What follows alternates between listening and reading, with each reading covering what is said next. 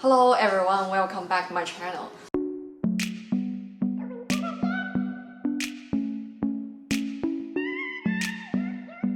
So today I would like to talk about my takeaways from the book Atomic Habits. I've heard about this book for a long time as it's one of the New York Times best-selling book, and a lot of people are talking about it has offered a great way to help you form good habits and get rid of the bad ones. So after giving a read, I think this book is not just reading one time, but maybe multiple times. It not only talks about some method we can use on our daily life, but also something about lives that I would really appreciate.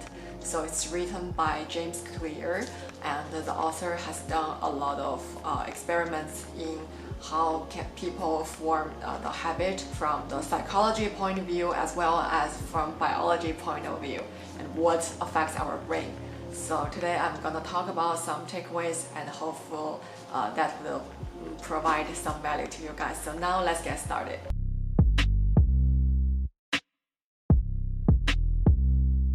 So the book mainly talks about why we need to form good habits and get rid of bad ones, as well as how can we do that. So in terms of why we need to have good habits, the author has presented it from a very impressive way. So first he talked about 1% rules, and that means 1% may seem very small one time, but it can accumulate over the time and it can be a great difference. If we are 1% better every day, after 1 year, which is 365 days, we can be like 37 times than before. But if we are 1% worse every day, it can be very close to zero at the end. And the author put it a very interesting way that is just like investing. He said, habits are the compound interest of self-improvement. Getting 1% better every day counts for a lot in the long term. And that reminds me of an example I've seen recently, that a lady has invested in 3 shares of ABBV stock in 1930s, and at that time the total purchase price of 3 stocks of ABBV is $180. But after 70 years, after she reinvested every dividend she got, now the beginning $180 becomes $7 million. So that kind of shows the power of compounding.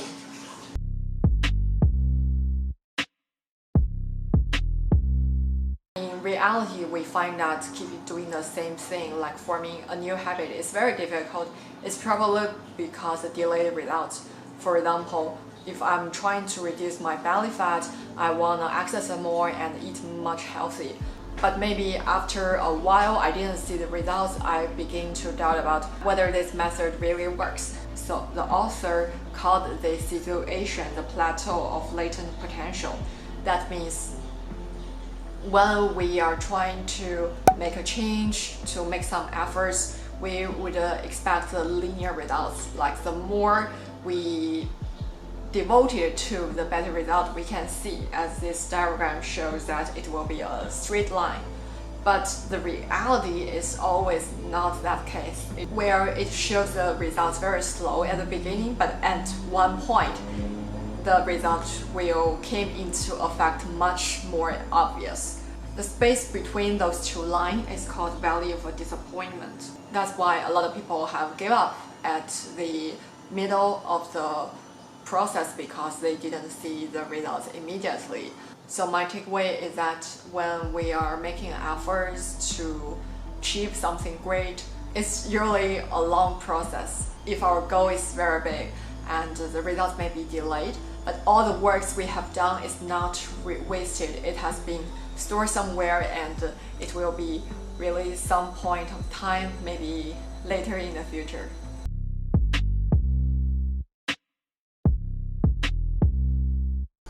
And in terms of how can we do that, like make tiny changes and achieve great results, is to switch goals instead of focus on the system. The reason is, first, like winners and losers have the same goals. If there's athletes attending for Olympic Games, all the athletes, candidates, they want to win the championship. That is no doubt. But at the end, what really differentiates the good ones versus the bad ones is really how they work on the system.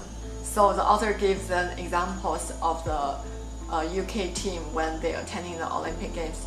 So for the previous a long time they haven't won the champion, but after they have a new coach in 5 years, they have achieved the champion in multiple competitions. The reason is that the coach has adjusted the tiny habits of some athletes, no matter is some adjustment in their exercising, in their dieting, and even in some sleeping and massaging techniques.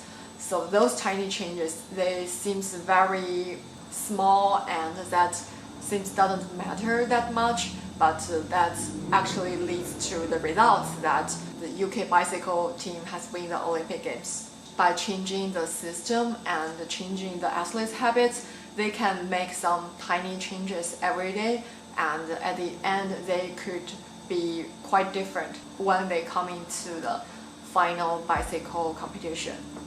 There's also another problem that I find interesting that the author talk about, that why we shouldn't only focus on goals.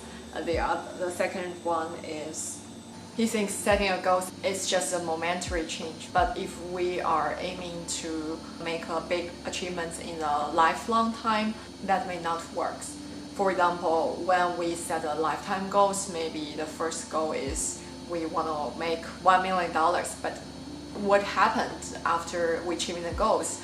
Are we still gonna working hard, or we just laying on bed every day and do nothing?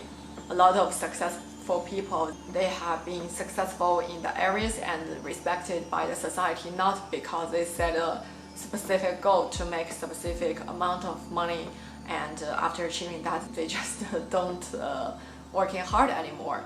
Like one of my idol, Warren Buffett, he has been doing the hard work for like 70 years. Even though he's one of the richest men in the world, he still keep working. Even he's currently 90 years old. He didn't just stop there. If he just set a goal that he want to make $1 million, he can retire after that, like around 30 years old, and enjoy his life all the time.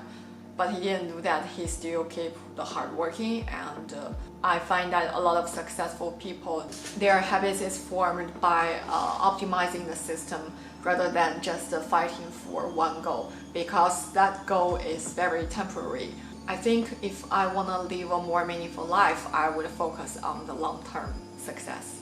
The author also put another problem of focusing on goal is that the goals will restrict your happiness. For example, if I wanna build some abs and reduce my belly fat, if I only focus on this goal, I wouldn't be happy until I get that six-pack. But that actually takes a long time. I think no one should sacrifice their happiness just because they didn't reach the goals. I think that's not very healthy mentally, and that's also not very healthy for us to going forward.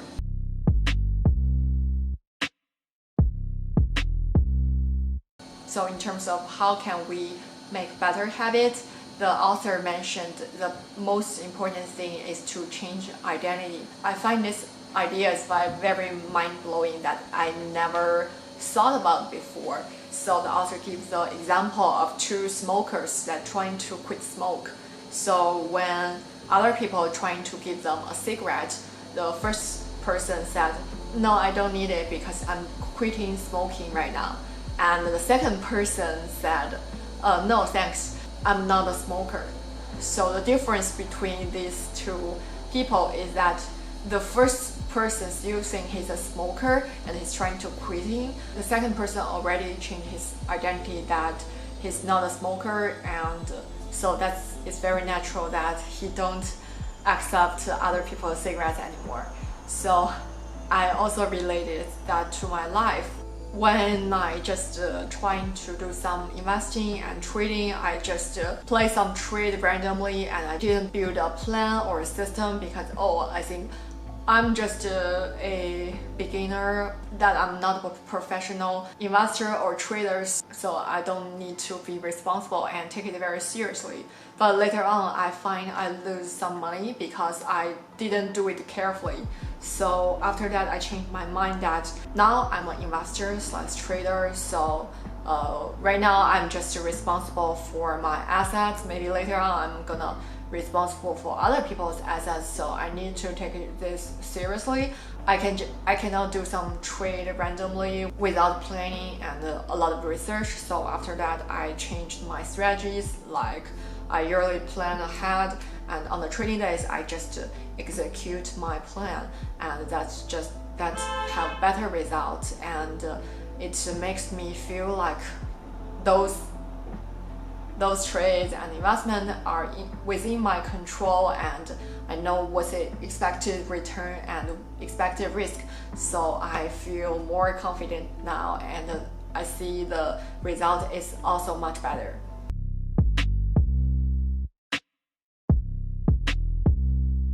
In terms of how to build better habits, the author have gave 4 steps: cue, craving, response, and reward.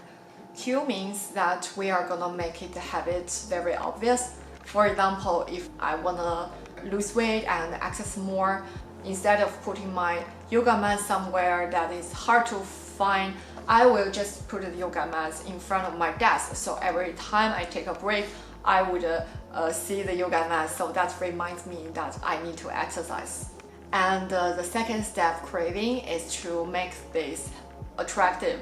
When we are trying to form a habit, some of them is anti-human nature, and it can be very hard. An example to make it attractive is associate the new habit with something that makes you happy. For example, I would put on some pictures, some Instagram pictures that people have a good shape, they have 6 packs. Set the picture on my iPad. That's the end result of the habit. So that can create a craving for me to exercise more.